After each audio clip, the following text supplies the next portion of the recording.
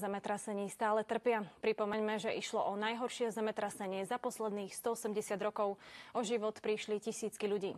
V týchto chvíľach sa už spájame so Slavkou Golis z nadácie Integra, ktorá na mieste stále pomáha. Vítajte vo vysielaní EU24, pani Golis.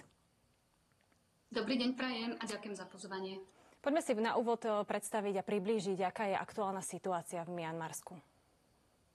Tak ako ste to už uviedli aj vy, tak situácia je veľmi kritická. My z našich skúseností tak hovoríme, že takáto prírodná katastrofa, zemetrasenie sa udeje veľmi rýchlo, ale tie dôsledky a tie následky toho zemetrasenia trvajú veľmi, veľmi dlho a ľudia sa spamätávajú veľmi dlho. Po takomto ničovom zemetrasení aj zábery, ktoré teraz vidíte, viac ako 3500 obetí, ďalšie tisícky ľudí sú stále nezvestní, ďalšie tisícky ľudí sú zranení. A vlastne tá situácia v Mianmarsku už pred zemetrasením bola veľmi kritická. Bola tam vážna humanitárna kríza a predstavte si, že keď do takejto situácie, kde je hospodárska nestabilita, politická nestabilita, kde je nedostatok v rôznych oblastiach, keď do takejto situácie zasiahne zemetrasenie, tak si viete predstaviť asi, čo to spôsobí. V podstate zasiahlo to až 18 miliónov ľudí. Takže ľudia sú zúfalí, potrebujú stále pomoc a budú ju potrebovať ešte veľmi dlho. Vy ste súčasťou nadácie Integra, tak si poďme povedať, ako konkrétne tam pomáhate a na čo sa momentálne zameriavate. My sme súčasťou veľkej medzinárodnej siete humanitárnych organizácií, čo nám umožňuje aj nám ako nadácii Integra okamžite zasiahnuť a zasahovať priamo na mieste. Pretože naši partneri a vlastne humanitárne organizácie, s ktorými úzko spolupracujeme, tak majú priamo na mieste lokálne tímy, ktoré sú tam dlhodobo. Čiže ako náhle sa udeje takáto situácia, napriek tomu, že je tam zhoršená komunikácia, infraštruktúra kvôli zemetraseniu, tak vlastne naše lokálne tímy sú na mieste a môžu zasahovať okamžite. Čiže toto je obrovská výhoda, že vlastne môžeme byť takto priamo na mieste a pomáhať hneď ľuďom, ktorí sú postihnutí, zasiahnutí touto veľkou katastrofou. Takže pomáhame hlavne našou zbierkou, ktorú sme ako jedna z mála organizácií vlastne okamžite vyhlásili na Slovensku na pomoc ľuďom preživším zemetrasenie. A vlastne táto zbierka môže putovať priamo do Mianmarska a pomáhať priamo na mieste okamžite. Čiže či už sú to balíčky pomoci, je to zdravotná pomoc, sú to hygienické pomôcky, je to hlavne jedlo, pitná voda a prístrežky.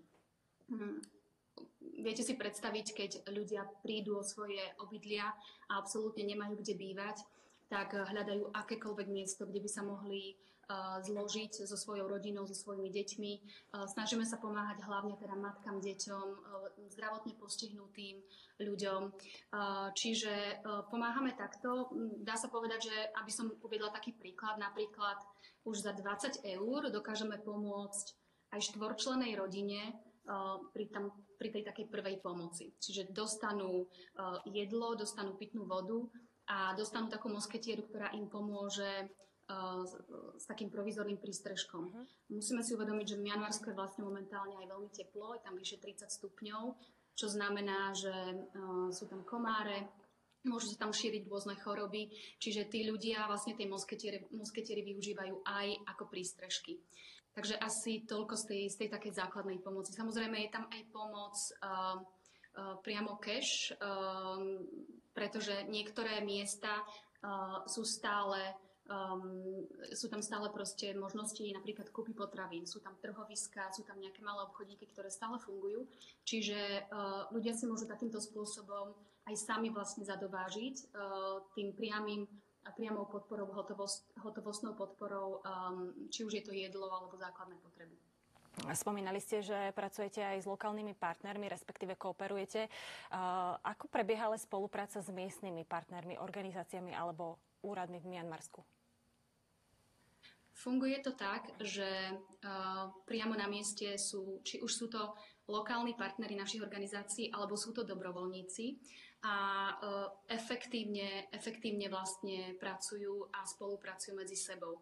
Treba povedať, že v Mianmarsku po zemetrasení bola veľmi narušená infraštruktúra, vodné siete, čiže mosty, železnice, letiská. Čiže tá preprava je vlastne dosť náročná a komplikovaná, aj pomoc, ktorá prichádza. Zároveň takisto aj komunikácia niekedy viazne, že je problém s telekomunikáciami, problém s internetom a tak ďalej. Ale práve tým, že dobrovoľníci sú na mieste, tak môžu pomáhať napríklad koordinovaním aj ľudí, ktorí potrebujú pomoc. Pretože na začiatku to bolo tak, že ľudia prespávali kdekoľvek. Či už to boli cesty pri cestách napríklad, alebo v nejakých školách. A vlastne efektívne ich vedia koordinovať a pomôcť im premiestniť sa do miest, ktoré sú napríklad bezpečnejšie alebo priateľnejšie pre matky s deťmi a tak ďalej. Čiže asi tak funguje tá pomoc momentálne. Spomenuli ste teda aj rôzne balíčky pomoci, pitnú vodu, prípadne rôzne prístrežky, takže situácia je tam aj po tých 2 mesiacoch veľmi náročná a ťažká. Ale poďme možno viacej konkrétne a hlbšie, lebo pri svojej práci ste určite spoznali aj osudy konkrétnych ľudí, tak si môžeme približiť ich príbehy. Áno, máte pravdu. Naši pracovníci a dobrovoľníci, ktorí sú tam, tak stretávajú ľudí, ktorí sú veľmi mnohokrát frustrovaní, v depresiách, čiže potrebujú aj psychosociálnu alebo psychologickú podporu. Stretli sme ženu napríklad, volá sa Dau Sau Sau, má 53 rokov a má 7 detí a opisovala nám situáciu, čo sa dialo, keď sa vlastne priamo stalo to zemetrasenie. Ona bola doma a sledovala svojich priateľov a susedov vo vedľajšom dome, ktorí práve oslavovali narodeniny jedného z detí. A bolo tam, povedala, že tam bolo asi 17 ľudí. Bola tam nádherná oslava, ona sa pozerala z okna vlastne na nich, ako oslavovali. A vtedy sa stalo to zemetrasenie. A ona videla, že ich dom už začal proste padať a zosúval sa a vlastne pochoval všetkých tých 17 ľudí. Ona zobrala deti, toto je ona, ktorú práve vidíte. Ona zobrala deti, utekala von, zachránili sa a nevedeli, kde sa zložiť. Toto je jej dom, ktorý zostal stáť, ale vlastne nemôže sa do neho vrátiť, pretože je to nebezpečné, nestabilné. Takže uchýlili sa v blízkom buddhistickom kláštore, kde im mnísi dali madrace na zem a vlastne v takýchto podmienkach a takýmto spôsobom prespávajú momentálne na zemi. Niektorí ľudia žijú aj na futbalových ihriskách, celé rodiny, kde sa zložili zatiaľ dočasne. Pamätám si na príbeh Tai Tai Eid Min, ktorá má 33 rokov a ona žila s manželom, 10-ročným synom a so svojou tetou, a jej teta, keď sa stalo to zemetrasenie, tak sa veľmi zranila a zlomila si nohu, čiže začala ju zachraňovať a chcela ju priviesť rýchlo k nejakej zdravotnej starostlivosti a jej syn sa hral vonku s kamarátmi pri rieke. A ako vlastne tá voda začala stúpať, tak vzala aj toho chlapca a vlastne tá žena je veľmi, veľmi smutná, pretože dodnes vlastne ten chlapec je nezvestný a už sa nenašiel. Čiže sú to veľmi náročné a ťažké príbehy a asi to bude trvať ešte veľmi dlho, kým títo ľudia znovu nájdu nejakú chuť do života a obnoví sa im vlastne nádej do budúcnosti. Ale je pekné, že ste aj na mieste a pomáhate tým ľuďom. My sme medzi fotografiami videli aj také zábery, kde sú ľudia zhutnení na jednom mieste a vyzerá to tak, že im tam dávate vodu a rôzne balíčky pomoci, ale aký je tam prístup k zdravotnej starostlivosti? Ako to tam funguje? Momentálne nejaká zdravotná starostlivosť existuje, ale veľmi obmedzená a zase veľmi záleží v ktorých oblastiach. V niektorých oblastiach bola tá infraštruktúra oveľa viac poškodená ako v iných, čiže v niektorých oblastiach je tá aj doprava pomoci a zdravotnej starostlivosti jednoduchšia, v niektorých oblastiach oveľa zložitejšia a niektorí obyvatelia sú stále dosť izolovaní, čiže to stále pokračuje. Treba povedať, že naši lokálni partneri, ktorí sú na mieste, aj dobrovoľníci, fungujú aj takými mobilnými zdravotnými ambulanciami. Taká prvá pomoc, že oni vlastne obchádzajú, monitorujú celý ten priestor a sledujú, aby mohli základnými liekmi, základnou starostlivosťou proste pomôcť tam, kde sa dá, aspoň tie akútne prípady. Čiže toto funguje a samozrejme tie balíčky prvej pomoci. Takže je to tam zmonitorované, snažia sa to monitorovať priebežne, ale ako hovorím, je to zatiaľ cesta na dlhú trať. Ešte potrvá, kým sa tam vybuduje celá infraštruktúra, tak aby tí ľudia neprespávali vonku pod nejakými prístrežkami, ale vo vlastných obydliach.